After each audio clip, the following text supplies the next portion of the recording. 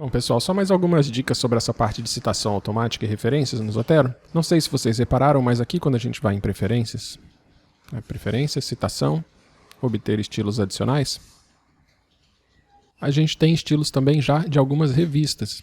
Então, vale a pena, se você for publicar, dá uma olhada se já não tem o estilo específico da sua revista, da revista onde você vai publicar. Tá vendo? Tem diversos estilos aqui. Quando você passa o mouse em cima, ele mostra uma referência pronta. E você pode pesquisar também, então vale a pena sempre fazer esse teste. Deixa eu ver se tem no +1.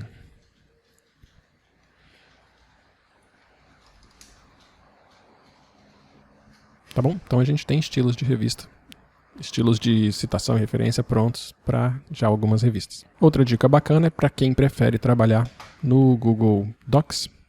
Aqui a gente tem também, ó, lembra que no começo a gente instalou o conector, né? Instalou várias coisinhas, o aplicativo, o conector. E aí no Google Docs tem um menuzinho Zotero. Se vocês repararem, são praticamente as mesmas opções que eu tenho aqui no Word, só que sem as figuras, né? Então, fiz a mesma coisa, copiei um documento aqui, ou melhor, o texto de um documento, inserir, adicionar, tem um menu Zotero, adicionar, editar citação. Às vezes a barrinha que você usa para digitar aqui os dados do item vai lá para trás. Então é o que está acontecendo nesse caso, tá vendo? Está atualizando o documento, espere e você não vê nada. Se você clicar aqui atrás, a formatação rápida, aí a barrinha aparece. Então eu vou colocar lá o Young. Ok. Enter.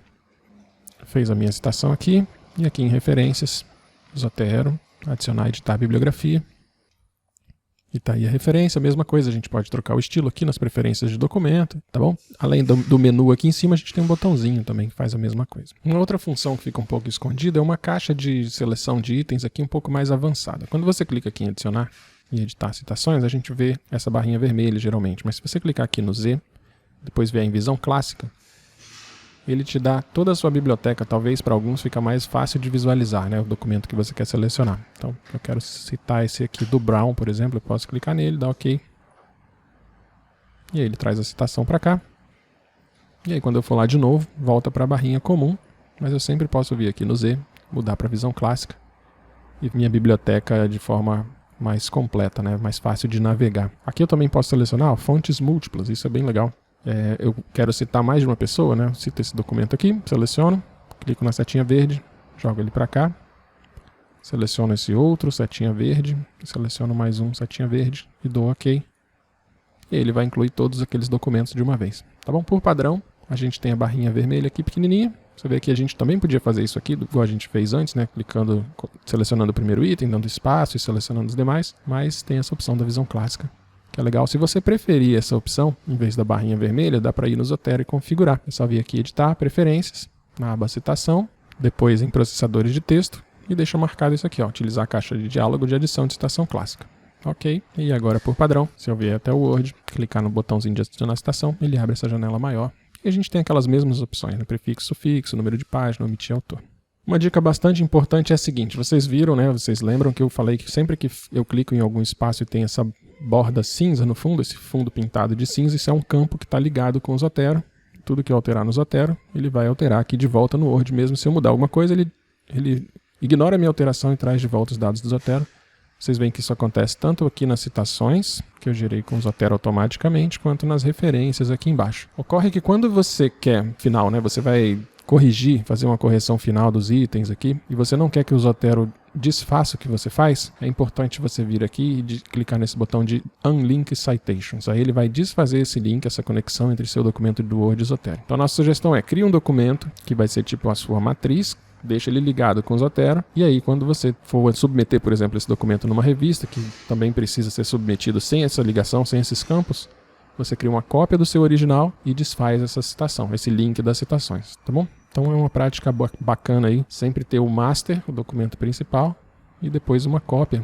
Até porque talvez você submeta o documento para uma revista, ele é rejeitado inicialmente porque não é daquele escopo, e aí você queira submeter para uma outra revista que usa algum outro padrão de citação e referência, então é bacana fazer isso. E uma última dica, isso aqui é uma função nativa do Zotero já algumas versões para cá, é a possibilidade dele checar se o documento que você vai citar não é um documento que foi retratado. Olha só, vou adicionar aqui um item pelo DOI, que eu sei que foi retratado.